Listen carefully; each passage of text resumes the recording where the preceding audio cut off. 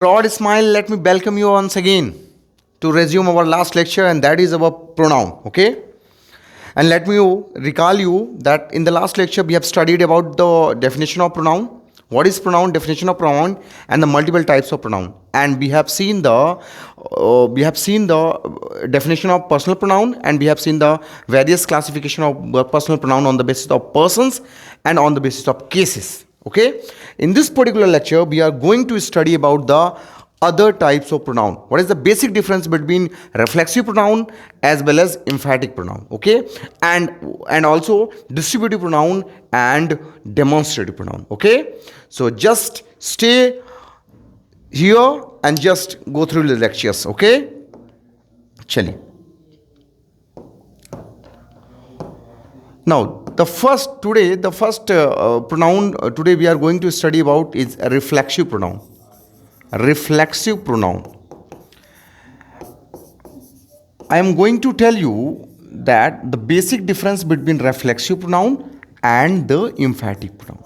देखिए, दोनों को पढ़ना अलग अलग तो ठीक ही है, पर अगर हम साथ में दोनों को पढ़ते हैं और दोनों के बीच डिफरेंस की बात करते हैं तो आपको और बेहतर हो जाएगा। जब दोनों की हम बात करेंगे ना, तो दोनों इंड इन सेल्फ और सेल्फ्स, दोनों में सेल्फ लगेगा और सेल्फ्स लगेगा। इसमें भी आप लिख लीजिए, इंड इन सेल्फ और सेल्फ्स। ओके, समस्या ये है कि जब आप रिफ्लेक्सिव प्रोनाउन की बात करते हैं, whenever you are going to talk about the reflexive pronoun, it must be the action of verb. The action of verb reflect upon the subject. मैं आपको थोड़ा सा सीधे वर्ड पे लेके चलता हूं। रिफ्लेक्सिव जब आप पढ़ते हैं तो एक वर्ड आपको समझ में आता होगा कि इसमें रिफ्लेक्ट अंडरस्टूड है। जैसे कि आप ये देखिए, आपने गेंद फेंकी और वो दीवार से टकरा करके रिफ्लेक्ट होकर आपके पास आई। तो रिफ्लेक्सिव प्रोनाउन ऐसे प्रोनाउन है जिसमें सब्जेक्ट अगर कोई काम करता है तो वर्ब जो भी कार्यों को बताएगा उसका इफेक्ट जो है सब्जेक्ट के ऊपर ही आकर के पड़ेगा। जैसे मैं एग्जाम्पल ले लेता हूं। एग्जाम्पल हो गया, ही हर्ट्स हिमसेल्फ, या आप इसको ऐसे लिख लीजिए, ही हर्टेड हिमसेल्फ, उसने खुद को चोट पहुंचाई। दूसरा मैंने कहा, दे हर्टेड देमसेल्व्स। अब इसमें एक सेल्फ वाला मैंने बता दिया, एक सेल्फ्स वाला बता दिया। सीधी सी बात है, the action of work done reflected upon subject. अगर ऐसा कोई प्रोनाउन है जिसका वर्क डन जो है उसका रिफ्लेक्शन खुद ही सब्जेक्ट पे आ जाए, उसे कहेंगे रिफ्लेक्सिव प्रोनाउन। और एम्फेटिक प्रोनाउन की बात करते हैं तो साहब, एम्फेटिक प्रोनाउन में जब हम बात करेंगे तो एम्फेटिक का मतलब ही होता है एम्फेसाइज करना। क्या होता है? एम्फेसाइज करना। इसका मतलब है इंपॉर्टेंस देना मतलब किसकी बात कर रहे हैं साहब? इंपॉर्टेंस हम किसको देंगे? इंपॉर्टेंस हम सब्जेक्ट को देंगे। किसको देंगे? सब्जेक्ट को देंगे। जैसे मैंने कहा I myself will handle it. मैं खुद ही उसको हैंडल कर लूंगा। तो आई, सब्जेक्ट के इंपॉर्टेंस को आपने बढ़ाया है। ठीक है, सब्जेक्ट के इंपॉर्टेंस को आपने बढ़ाया। जैसे मैंने कहा, ही हिमसेल्फ सेड शो मतलब क्या होता है? उसने खुद ही कहा है भाई, ही हिमसेल्फ सेड शो, उसे खुद ने ऐसा कहा है। सेकंड थर्ड की बात करेंगे। जब आपने कहा you yourself can best explain. आप खुद ही इस चीज को बेहतर एक्सप्लेन कर सकते हैं। तो यू योरसेल्फ जो वर्ड आया है यू के इंपॉर्टेंस को बढ़ाने आया है, हिमसेल्फ वर्ड आया है सब्जेक्ट के इंपॉर्टेंस को बढ़ाया, माई सेल्फ। तो मैंने कहा इम्फैटिक प्रोनाउन ऐसा प्रोनाउन है जो अपने एंटेसिडेंट, एंटेसिडेंट मतलब पहले आने वाले नाउन या थिंग्स की इंपॉर्टेंस को बढ़ाता है, स्ट्रेस करता है, इंडिकेट करता है, इंडिकेट के साथ साथ उसके इंपॉर्टेंस को एम्फेसाइज करता है, बढ़ाता है। ठीक है, दोनों में सेल्फ लगाते हैं, सेल्फ्स लगाते हैं। रिफ्लेक्सिव में जब भी वर्ब से कोई एक्शन होगा उसका रिफ्लेक्ट सब्जेक्ट पे आकर पड़ेगा, लेकिन जब इम्फेटिक प्रोनाउन की बात करेंगे तो जो सेल्फ या ये सेल्फ्स लगेगा तो वो अपने सब्जेक्ट की इंपॉर्टेंस को बढ़ाएगा, यहाँ सब्जेक्ट की इंपॉर्टेंस को बढ़ाएगा। यहाँ आप ये कहिए कि उसका इफेक्ट, वर्क डन का इफेक्ट रिफ्लेक्ट होता है सब्जेक्ट पे। तो कह सकते हैं समवॉट, आप कह सकते हैं कि ये थोड़ा सा नेगेटिव है और ये थोड़ा सा अपने सब्जेक्ट की रिस्पेक्ट को बढ़ा देता है, इसीलिए कहते हैं इसको इम्फैटिक। इम्फैटिक का सीधे मतलब है कि इम्फेसाइज करना, इंपॉर्टेंस देना अपने एंटेसिडेंट को, पहले आने वाले नाउन या प्रोनाउन को। क्लियर है? ओके, क्लियर है। चलिए नेक्स्ट पढ़ते हैं हम। नेक्स्ट दूसरा है हमारा distributive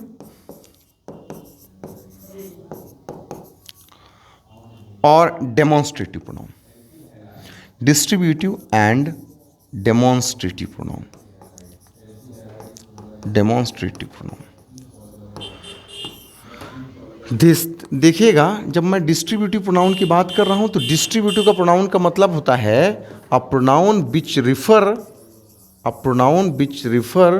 one person or thing, a pronoun which refer one person or thing at a time. इसका मतलब है ये पर्टिकुलर पर्सन और थिंग्स की बात करेगा एक ही बार, कलेक्टिवली की बात नहीं करेगा, पर्टिकुलरली की बात करेगा। वन पर्सन और things at a time, not collectively, not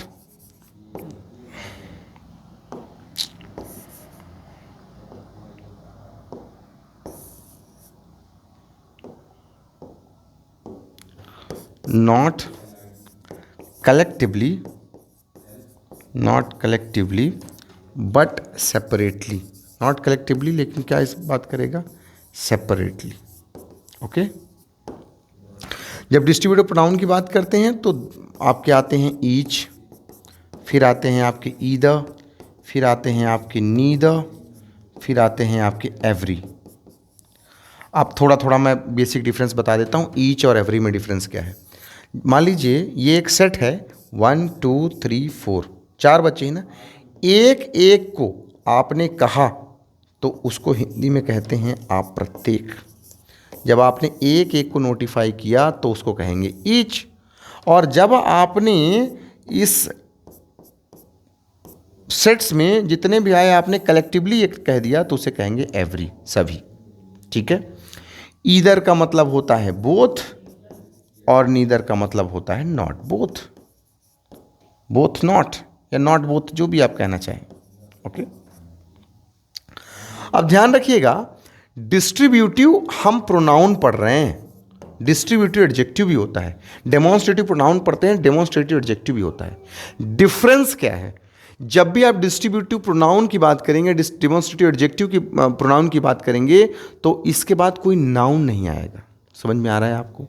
noun नहीं आएगा, और अगर नाउन आ गया तो ये एडजेक्टिव हो जाएंगे। प्रोनाउन है उसकी जगह पे इस्तेमाल किया जा रहा है। जैसे मैं कहूँ ना, either of the books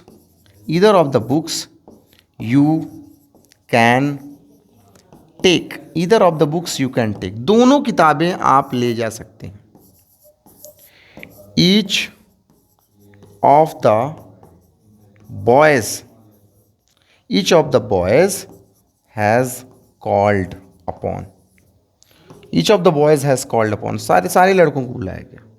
third, मैं कहूँ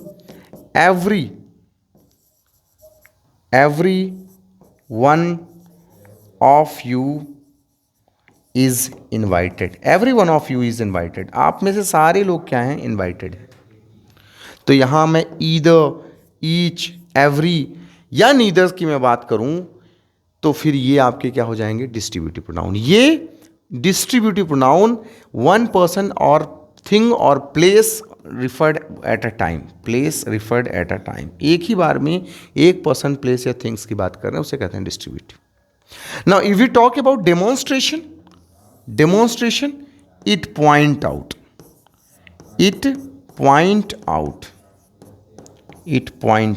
जिसे कहते हैं संकेत करना। हिंदी में क्या कहते हैं आप इसे? संकेत करना, ठीक है। संकेतवाचक सर्वनाम,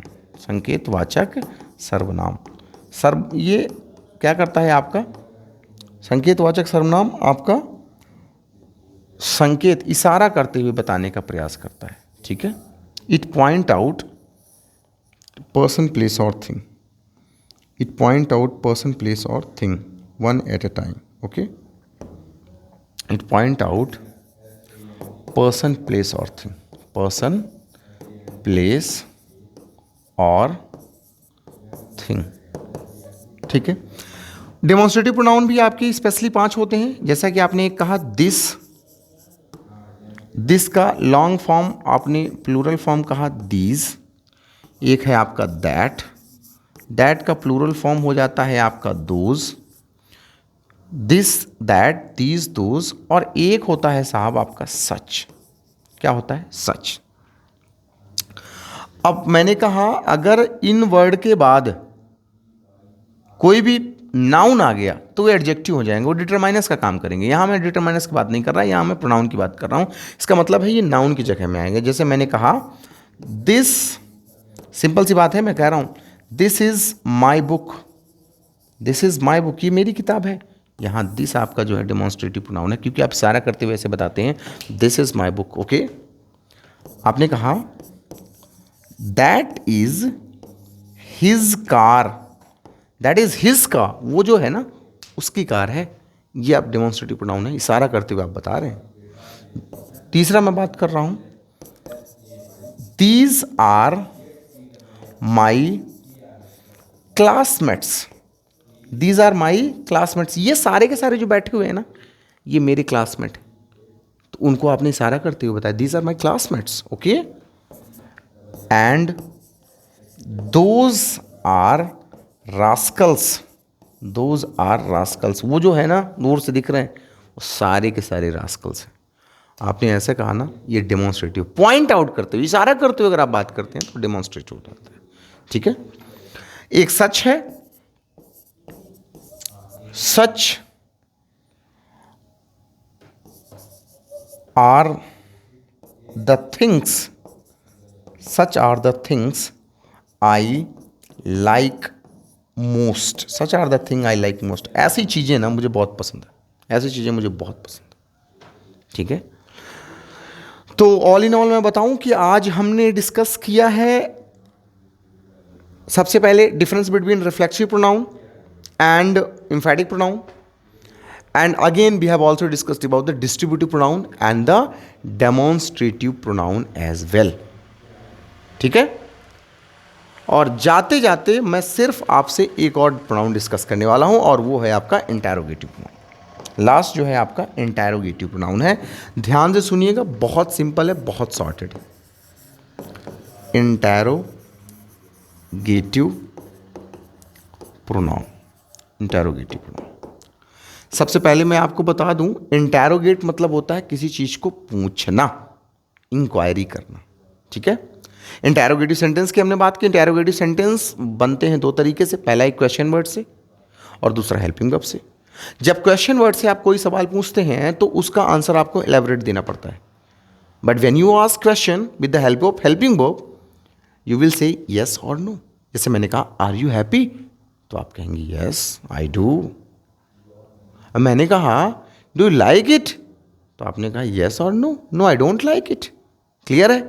तो जब भी आप हेल्पिंग वर्ब से बोलते हैं तो उसके आंसर्स यस और नो में होते हैं, और जब आप क्वेश्चन वर्ड से कुछ चीज़ें बोलते हैं तो उसके आंसर्स थोड़े से एलैबोरेट होते हैं। जैसे मैं पूछूं वेयर आर यू गोइंग, तो आप नाम बताएंगे। वेयर डू यू लिव, तो आप अपना एड्रेस बताएंगे। Okay, how are you feeling now, तो आप अब थोड़ा सा कुछ तो बताएंगे। तो ऐसी चीज़ें हैं इंटैरोगेटिव प्रोनाउन। ओके, सिंपल सी बात है। ऐसे word, a word which ask questions, in the place of noun, ऐसे वर्ड जो नाउन की जगह पे आए और क्वेश्चंस पूछें तो उसे आप कहेंगे इंटरोगेटिव प्रोनाउन। एग्जाम्पल है भाई साहब, जैसे मैंने कहा, ये देखिए, ये क्वेश्चन पूछा किसी ने आपसे, who are you, who are you, तुम हो कौन। ये जो हु वर्ड है ना साहब, ये आपका इंटरोगेटिव प्रोनाउन है। दूसरा मैंने कहा, which place you would like to visit, which place would you like to visit, या you would like to visit, you would like to visit, किस प्लेस को आप विजिट करना पसंद करना चाहेंगे। विच प्लेस, उसके लिए वर्ड आया है विच, ठीक है। आपने कहा whom are you talking about, किसके बारे में बात कर रहे हैं आप। whom are you talking about, किसके बारे में बात कर रहे हैं, ये आपका इंटरोगेटिव प्रोनाउन हो जाएगा। Okay, and the fourth one is your that where are you going, where are you going, इसका मतलब आप कहाँ जा रहे हैं। तो आप वेयर किसके लिए, प्लेस के लिए पूछ रहे हैं।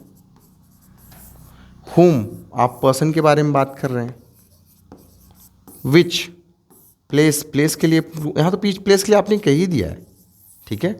और हु, ये भी पर्सन के बारे में पूछ रहे हैं। तो जब भी आप पर्सन, प्लेस या थिंग्स के बारे में कोई क्वेश्चन पूछते हैं किसी क्वेश्चन वर्ड्स की मदद से, तो उसे कहते हैं इंटरोगेटिव प्रोनाउन। ऑलराइट, तो आज हमने 5 प्रोनाउन पढ़े हैं। 5 प्रोनाउन में हमने डिफरेंशिएशन देखा, रिफ्लेक्सिव में, एम्फैटिक में, डिस्ट्रीब्यूटिव में, डेमोन्स्ट्रेटिव में, और एक सॉर्टेड पढ़ा हमने इंटरोगेटिव प्रोनाउन। लास्ट लेक्चर में हम पढ़ेंगे इंडेफिनिट प्रोनाउन, रिफ्लेक्सिव प्रोनाउन, और साथ ही reflexive pronoun not reciprocal pronoun, और लास्ट में हम पढ़ेंगे रिलेटिव प्रोनाउन। ठीक है, तब तक के लिए नमस्कार, stay safe and stay healthy. Okay.